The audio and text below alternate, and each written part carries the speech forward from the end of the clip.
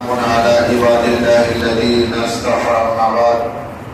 قال الله تعالى في القرآن المجيد والفرقان الحميد: فأعوذ بالله من الشيطان الرجيم. بسم الله الرحمن الرحيم.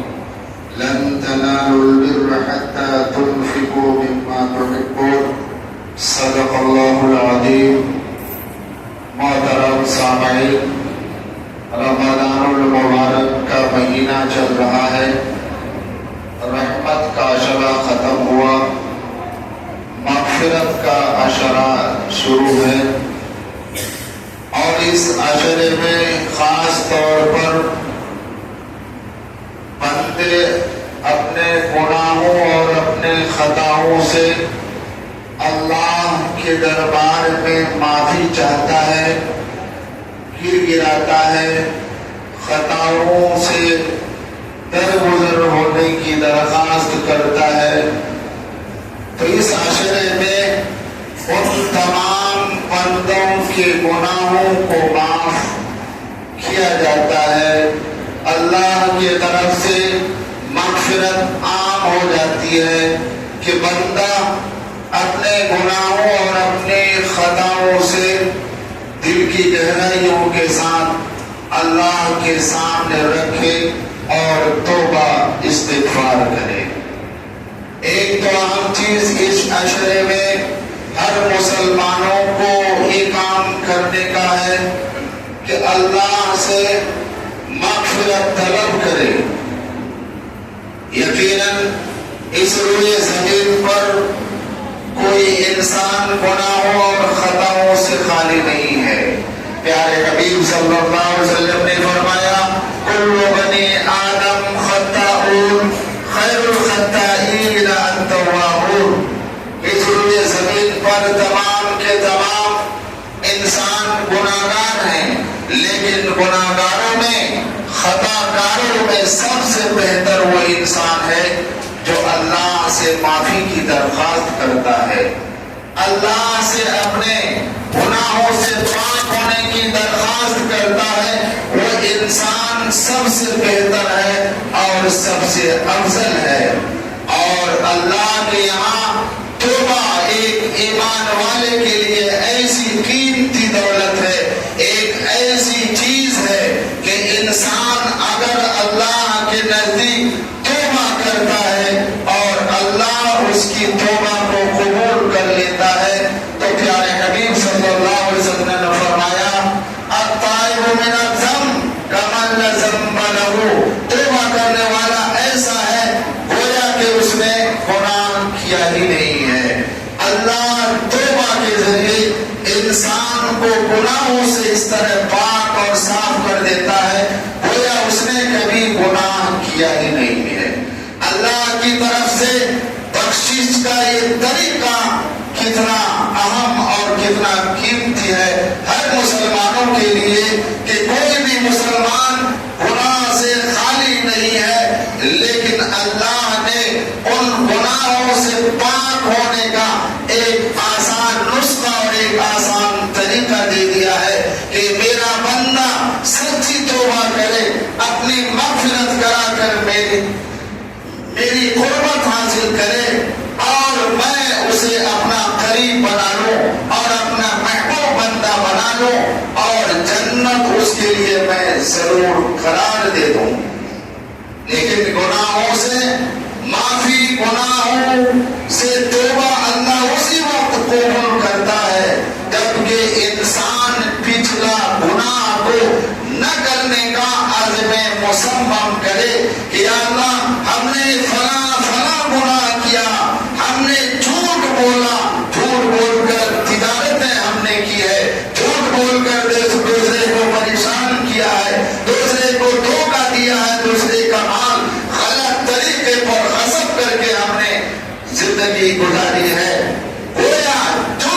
گناہ انسان اب تک کیا ہے اللہ سے ان تمام گناہوں کی معافی اور ان گناہوں کے نہ کرنے کا مکمل عزم مصمم بندہ جب تک نہیں کرتا ہے اس کی مغفرت نہیں کی جاتی ہے، اس کی توبہ قبول نہیں کی جاتی ہے۔ ایسا نہیں کہ آج اس سے پہلے ہم نے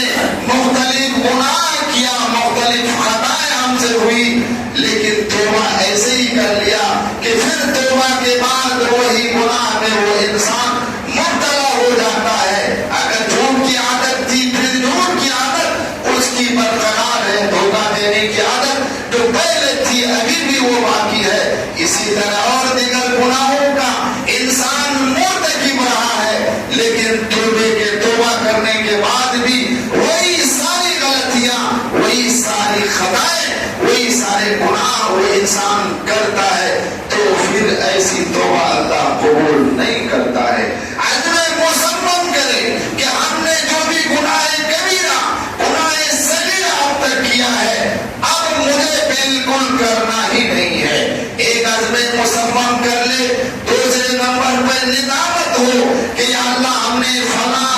عظیم گناہ کیا ہے، ہم نے فلاں کا دل دکھایا ہے، ہم نے فلاں کا مال ایسے ایسے غصب کر کے کھایا ہے۔ یا الہ العالمین، ہم ان تمام گناہوں خطاؤں سے نادم ہیں، ہم شرمندہ ہیں۔ یا اللہ آج آپ کے دربار میں ہم سچی توبہ کر رہے ہیں، یا اللہ ہماری توبہ کو قبول فرما۔ اور تیسرے نمبر پہ دل کی گہرائی کے ساتھ اور اخلاص کے ساتھ انسان اللہ سے معافی مانگے۔ ان تینوں شرائط کے ساتھ بندہ اللہ سے استغفار کرتا ہے، سچی توبہ کرتا ہے، اللہ اس کی توبہ کو قبول کرتا ہے۔ واقعات میں ہے انسان 99 کو قتل کر چکا، لیکن اللہ کی طرف سے ہدایت ملی، اسے دل میں آیا مرنا ہے، اللہ کے یہاں حساب و کتاب دینا ہے۔ جب وہ کسی کے پاس پہنچا، اس نے اس کی رہنمائی کی، تم نے 99 آدمیوں کو قتل کیا، اب تمہاری بخشش نہیں ہو سکتی ہے۔ لیکن یہ رہنمائی کرنے والے عالم نہیں تھے، مسائل کے جانکار نہیں تھے، عابد تھے، دین پر چلنے والے تھے، لیکن یہ انسان جو توبہ کرنا چاہتا تھا، اللہ کی طرف سے اسے ہدایت مل رہی تھی، لیکن جب رہنمائی صحیح نہیں ہوئی تو پھر انسان بہک جاتا ہے، پھر خطاؤں پر جری ہو جاتا ہے۔ واقعات میں آتا ہے کہ جب یہ 99 آدمی کا قاتل اس آدمی کے سامنے اپنی داستان رکھا، اس نے جب کہا کہ تمہاری مغفرت اب ممکن نہیں ہے، واقعات میں ہے کہ یہ انسان جو گناہ کرتے کرتے جری تھا، ہدایت ملی تھی لیکن رہنمائی نہیں مل پائی، چنانچہ جب ان کو غصہ آیا کہ جب 99 آدمیوں کو ہم نے قتل کیا، اب ہماری مغفرت ممکن نہیں، ہماری توبہ قبول نہیں ہو سکتی ہے، تو چلو 100 ہم پورا دیتے ہیں۔ چنانچہ جو رہنمائی کی تھی، جس نے یہ کہا تھا تمہاری مغفرت نہیں ہو سکتی، تمہاری توبہ قبول نہیں ہو سکتی، تمہارا ٹھکانہ تو جہنم ہی ہے۔ چنانچہ اس نے 99 قتل کر چکا تھا، اس آدمی کو بھی قتل کر دیا اور اس نے 100 پورا دیا۔ لیکن انسان کو جب اللہ کی طرف سے ہدایت ملنی ہوتی ہے، دل میں ایک بھرم اور دل میں ایک خواہش ہوتی ہے، انسان اسی رہتا ہے کہ ہمیں کوئی رہنمائی کرنے والا ملے، ہمیں کہیں کوئی راستہ ملے کہ ہماری مغفرت ہو، گناہوں سے میں پاک صاف ہو جاؤں۔ چنانچہ واقعات میں آتا ہے کہ پھر یہ کسی اور سے ملا، لیکن وہ آدمی رہنمائی کرنے والا تھا، عالم دین بھی تھا، متقی بھی تھا، عبادت گزار بھی تھا۔ اس نے کہا کہ تمہیں گھبرانے کی ضرورت نہیں ہے، وَلَا تَقْنَطُوا مِن رَحْمَتِ اللَّهِ، کبھی بھی اللہ کی رحمت سے تم کبھی مایوس ہو جانا۔ اللہ کی رحمت کا سمندر اتنا وسیع ہے کہ تم گناہ کرتے کرتے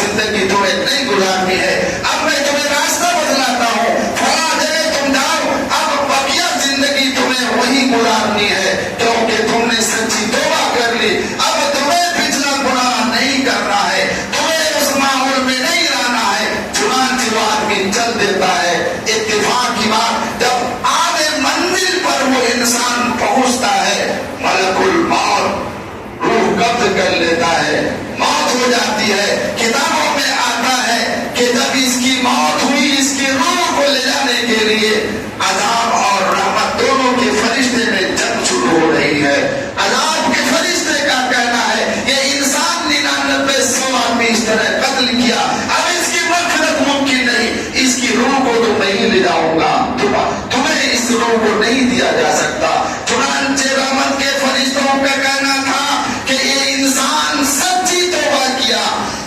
اللہ کے سامنے گر گرایا، اللہ نے اس کی توبہ قبول کر لی، اس کی مغفرت کا اعلان کر دیا، اس لیے اس کی روح کو لے جانے کا حق مجھے ہے، میں لے جاؤں گا۔ روایات میں آتا ہے کہ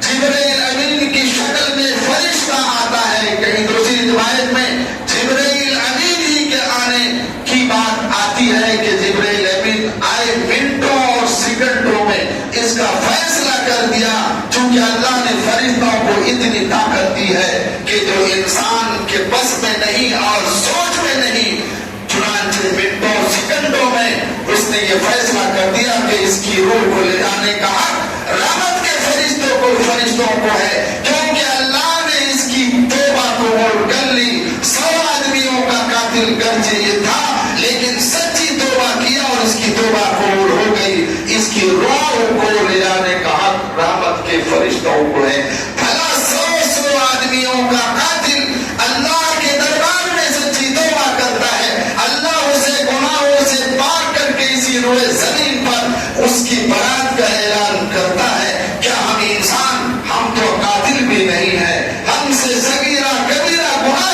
یقیناً ہوئے ہوں گے، لیکن اللہ کی اس رحمت، اللہ کے اس طریقے سے ہمیں الگ نہیں رہنا چاہیے، ہمیں بھی اپنے گناہوں خطاؤں سے سچی توبہ ہمیشہ کرتے رہنا چاہیے، اور یقین کے ساتھ کرنی چاہیے کہ اللہ اپنے بندوں سے ایسی محبت کرتا ہے، ایسی محبت کرتا ہے جیسی محبت والدین کو اولاد سے ہوتی ہے، اس سے کہیں 70 گنا زیادہ اللہ اپنے مخلوق سے محبت کرتا ہے۔ تو اس رب کریم کے سامنے اگر ہم اپنے گناہوں خطاؤں کی معافی چاہیں گے، اللہ ہمیں کیوں نہیں معاف کرے گا؟ اور یہ چیز ہمیں کرنی چاہیے، اور اس کا انتظام ہمیں اس عشر میں خاص طور پر کرنا چاہیے کہ رمضان المبارک کا مہینہ کسی کو ملے اور اس کی مغفرت نہ ہو، یہ اس کے لیے اچھی چیز نہیں ہے۔ اور ہم اگر اس کا استعمال کریں گے اور نیکیوں کا جو سلسلہ اس مہینے میں جاری ہے، اللہ نے نیکیوں میں اضافہ کر رکھا ہے، ہم اس کو بھی جاری رکھیں۔ کلام اللہ کی آیت کریمہ لن تنالوا البر حتى تنفقوا مما تحبون، تم اللہ نیکیوں کے آخری نتیجے تک تم اس وقت نہیں پہنچ سکتے جس چیز سے تم محبت کرتے ہو، اللہ کے راستے میں اسے خرچ کرو۔ جس چیز سے تمہیں دنیا میں محبت ہے، اور یقیناً رقم سے کس کو محبت نہیں، پیسوں سے کس کو محبت نہیں ہوتی ہے، اس لیے کلام اللہ نے کہا کہ جس چیز سے تمہیں محبت ہوتی ہے اللہ کے راستے میں اسے تم خرچ کرو، اور نیکیوں کے کمال تک تم پہنچ جاؤ گے، نیکیوں کے اس درجے کو تم حاصل کر لو گے جہاں پر تمہارے لیے مغفرت آسان، جہاں تمہارے لیے جنت کا حصول تمہارے لیے آسان، جہنم سے چھٹکارا تمہارے لیے کوئی دشوار نہیں۔ اس لیے اس مہینے میں جس طرح موسم بہار کی طرح نیکیاں اللہ کی طرف سے برسائی جاتی ہیں، اضافے کیے جاتے ہیں، ہم اس کو بھی اپنے سامنے رکھیں۔ اللہ نے جس طرح دولت دی ہے، جس طرح توفیق دی ہے، زکات کا اہتمام کریں، فطرے کا اہتمام کریں، اور صدقات جاریہ کا اہتمام کریں، اپنے مرحومین کی طرف سے جہاں تک ہو سکے آپ ان کے لیے ایصال ثواب بھی اپنائیں، اور خاص طور پر مدارس مساجد کے لیے آپ اپنے دلوں میں جگہ رکھیں، اور اس مہینے میں خاص طور پر اللہ نے جیسی سہولت دی ہے، جیسی طاقت دی ہے، آپ سب کا خیال رکھتے ہوئے آپ اپنی قیمتی دولت کو صرف کریں، اپنے مال کو خرچ کریں۔ انشاءاللہ تعالی اللہ اس مہینے کے ذریعے رمضان المبارک کے صدقے طفیل سے ہمیں گناہوں سے پاک کرے گا، ہماری مغفرت ضرور ہوگی، اللہ ہمیں گناہوں سے پاک ضرور کرے گا، اور ہم اللہ کے نزدیک ان محبین میں سے شمار کیے جائیں گے کہ اگر ہم اللہ کے سامنے دعا کریں، ہاتھ اٹھائیں، اللہ ہماری دعاؤں کو رد نہ کرے، ہماری درخواست کو رد نہ کرے۔ یہ انسان کی تقوی والی